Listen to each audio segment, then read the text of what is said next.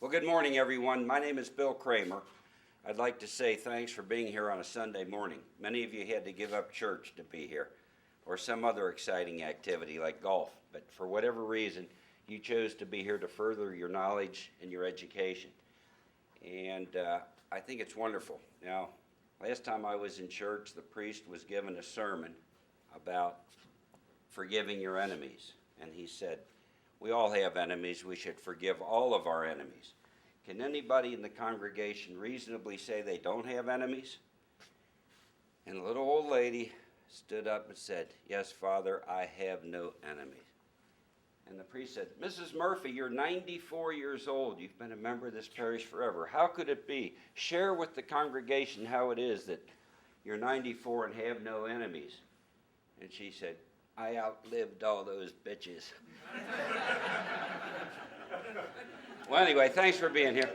Now, effective September 1st, I will be the former director of fire science at the university. And I want to thank all of you for being here and all of you for participating in our degree programs over the years. Those of you who have, and if you haven't, you've been touched by somebody who has. The new director, Larry Bennett, is responsible for this great program today. I'm going to turn the floor over to Larry. He will introduce his panel of distinguished speakers, and it should be a great day. We should be finished by noon for lunch. Lunch is on the university. During the break, if you want to take a break about midway, there's plenty of soft drinks and water available up in our office right next door. So with that, Larry, it's yours. All right. Well, thank you, Bill. Thank you all for coming. This is a very important day. And as you can see, the program is being videotaped, and that CD is going to be available to you without charge. I've already met with the librarian of the National Fire Academy, and he's kindly agreed to make it available through his network as well. I'd want to read just a paragraph of a letter. Each of you have a copy of that letter, and it's from the wife of a firefighter who died of cancer at age 45. And she saw a notice of today's program, and she writes in the fourth paragraph, I ask that you stress to all in attendance the importance of always, capitalized, wearing their breathing apparatus, even if they are involved in an outdoor fire.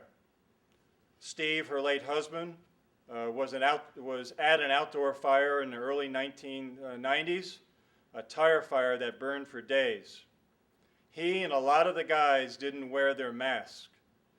At the time of Steve's diagnosis, he learned that at least 2 or 3 other firefighters from his engine company that worked that fire were eventually diagnosed with cancer.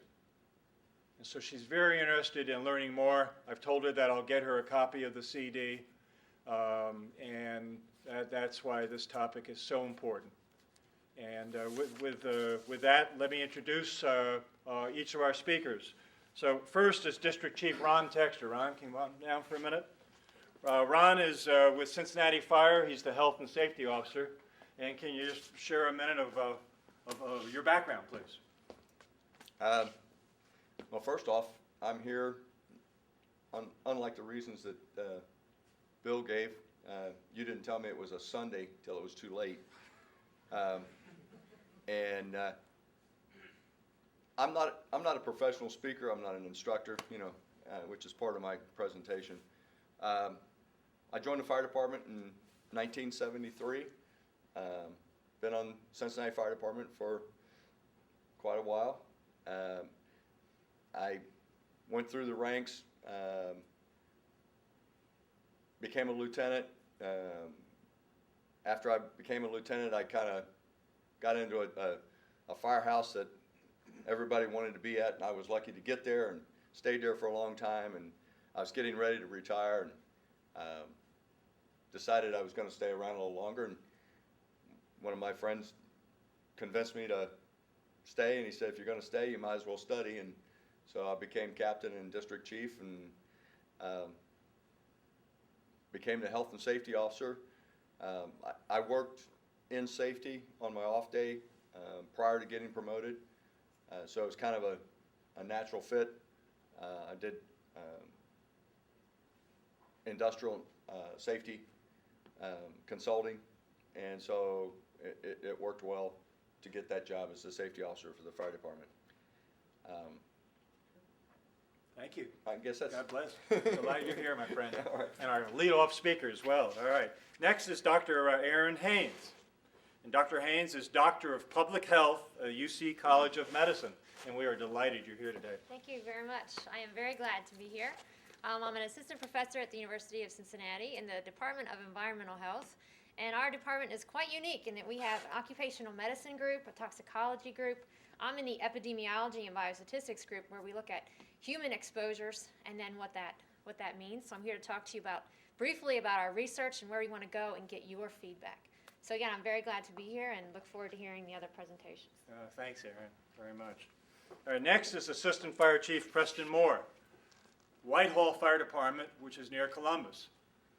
And Preston's been a friend for a long time. In fact, his photo is in my textbook as he's hitting a hydrant on a structure fire.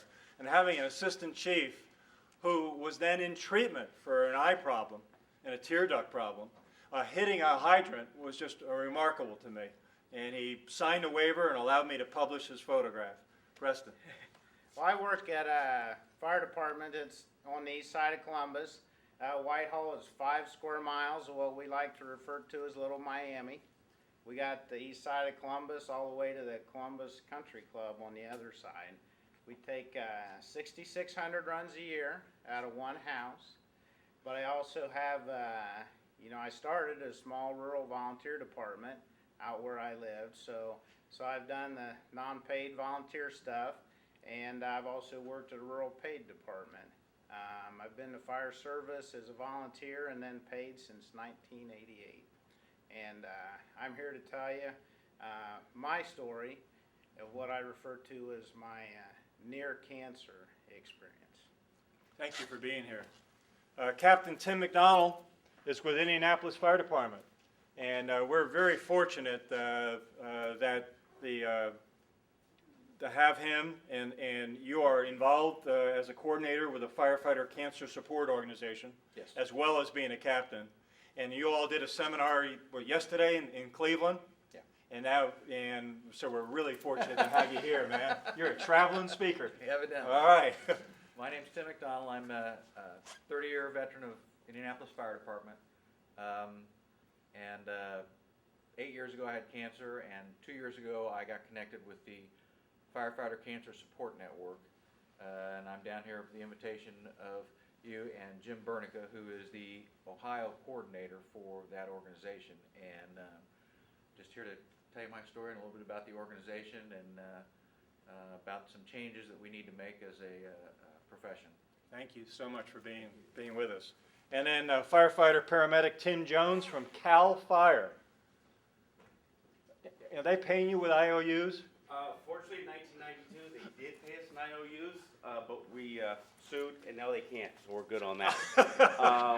The furlough day is another issue. We're up to 3 now, and we work a 72-hour work week. But anyways, my name's Tim Jones, 41 years old. Was just diagnosed with cancer a little over 2 years ago, and that's how I got involved with the Firefighter Cancer Support Network. I got in this game late. I've only been in the fire service for 8 years, 4 years paid call, and 4 years with CDF, California Department of Forestry and Fire Protection, now known as CAL FIRE, because we're no longer brush bunnies. We do everything, municipalities, etc. That's the reason for the change. And yes, Governor Schwarzenegger, he's our man, apparently. Well, thank you so much for being with us. And later on, our other speaker will be Dr. Bill Lovett. And he comes to my fire department at Deerfield Fire Rescue, and once a year asks me to cough. I don't know if he's going to be doing that here today, but what I really want him to discuss is what does he do as a physician when it's not only conducting an annual physical, but when you notice and confirm that there's a problem. When can that firefighter remain on full duty? When does that firefighter, on his recommendation, need to go to light duty or to no duty? And Dr. Levitt's very actively involved in an NFPA committee that addresses these issues, so I'm delighted to have him here as well. All right, so with that, let's roll. Ron, you're on.